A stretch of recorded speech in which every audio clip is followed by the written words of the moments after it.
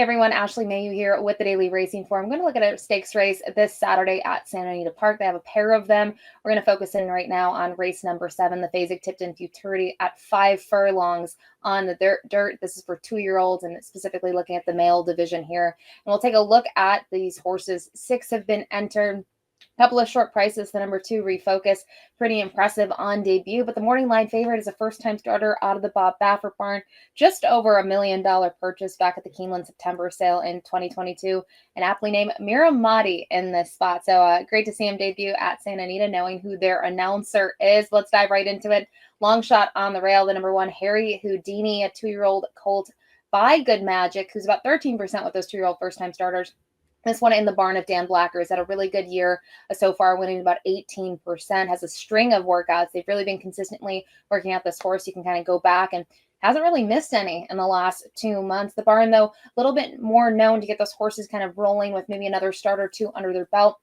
Joe Bravo continues to ride well at the meet. He has the call, but this horse is going to be a price just because a couple here have maybe even just a stronger pedigree or have that race day experience. And one of those horses with race day experience at 8-5 on the morning line is the number 2, Refocus, who we'll take a look at his graduation victory against fellow Calbreds back on May 21st. And in terms of his performance here, on the inside, you can't miss him. He's that gray skin color, his coat there, as well as those blinkers, and you can just see him with the flare strips. He sticks out here. He did have some competition for a little bit on his outside, but when called upon in here by Mario Gutierrez, he's really going to kick clear very nicely to score on debut.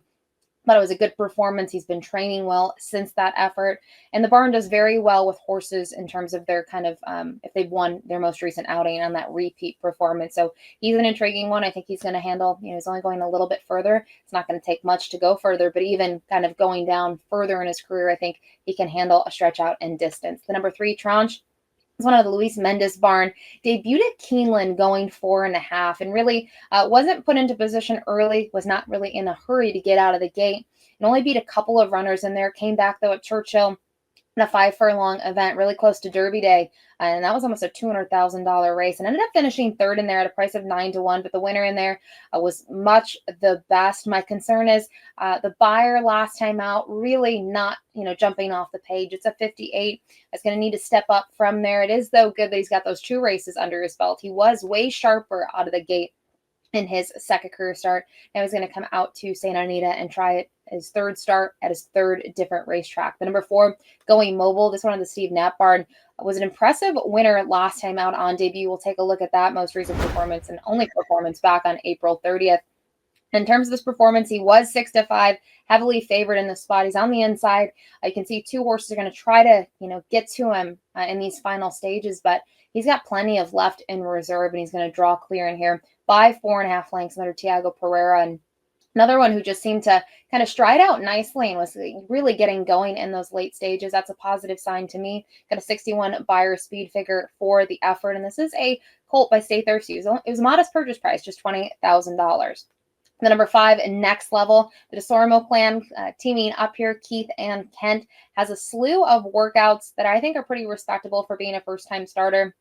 Maybe a contender here underneath.